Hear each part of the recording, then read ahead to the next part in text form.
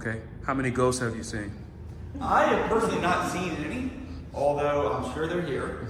You go up in the attic space and you really kind of get that sense up there.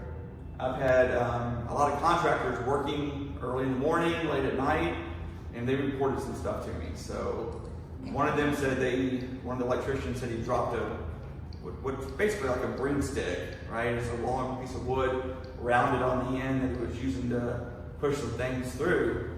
And he said it didn't fall down the stairs. It bounced upright down about 12 steps. I wish I would have saw that. And he said it. Was it like a cane? Yeah, he said it was just bouncing upright, and he was just mouth open, just watching it. And he was like, "That's gonna fall over. It has to fall over. There's like no way that it's balancing itself as it's bouncing down." And he said it bounced all the way down the stairs. So they're fun ghosts. Apparently. So, but you'll see up in the jail cell, a lot of prisoners were held here when they were on trial for murder or, stealing horses or things like that back in the day. So I haven't had any of them show up yet, but there may be some spirits that aren't so friendly. I don't know. Hopefully not. Mm-hmm. But Galveston is full of ghost stories for sure. So it had the Civil War history, went through that. The closing ceremony for bringing the Civil War to its official end in Texas was when Admiral Benjamin Roberts came over, Benjamin Sims came over from a boat out here. One of the destroyers came over and raised the flag up on the roof, and so that kind of officially closed out the end of the Civil War. It was the last official port to come under the Union control.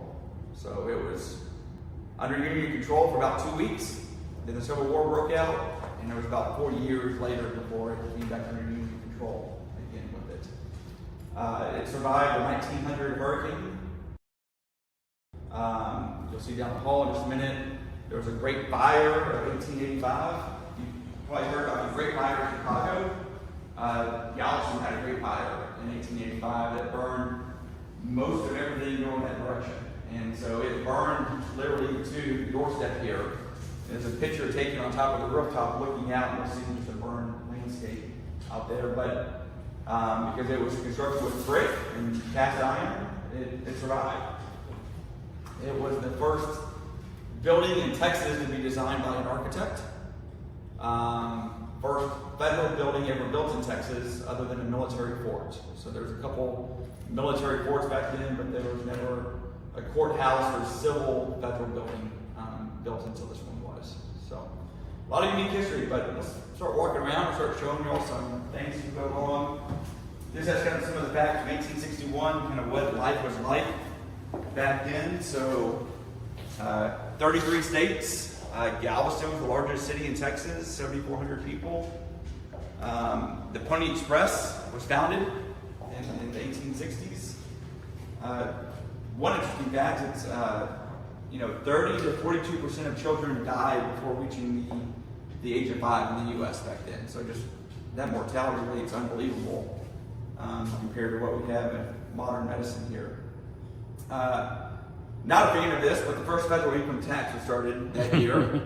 But notice what percentage it was. It was 3% of incomes over $800 a year. The average annual income was $300 a year. So most people didn't have to pay an income tax, but those making over $800 had to pay 3%. So I wish we could go back to a 3% income tax. That'd be really nice. Average home costs $1,000 to $2,000 if you're in the city, $400 to $700 if you're out in the country. So, and the largest corporation, the Erie rail line was back then, so no longer in existence. But really interesting times back in the 1860s. We actually have some photographs from, you will see down the hallway here, from 1880s, 1890s with the dirt road in front of the building. And you'll see, horses out front. And so it, all the way through the Model Ts. And so it's been kind of a labor of love going through and digging up all the photographs and doing all the research. Every time I think I've found all the photographs, another one pops up at the Library of Congress, or somebody calls me and is like, hey, have you seen this photograph yet? So I'm still kind of collecting all the documentation from everything. So feel free to walk around. So these are all offices here for paralegals, one of my attorneys.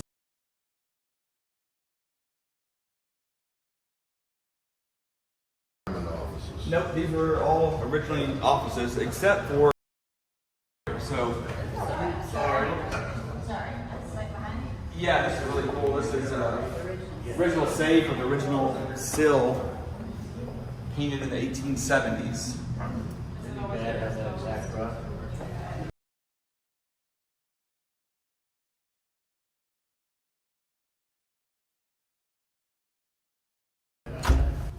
And you're supposed to put the undisputed amounts in that. The safe for the customs house, and then so with the customs service back then, shipping, when ships would come in, they would have cotton or they would have food or goods they were bringing over, and so the water used to be quite a bit closer than it is now. It was built out at about a block or so between here and the ports. But they would have to unload cotton or whatever they were bringing in or shipping out, and have to come here to the customs house, weigh it to see, what it weighed per square inch.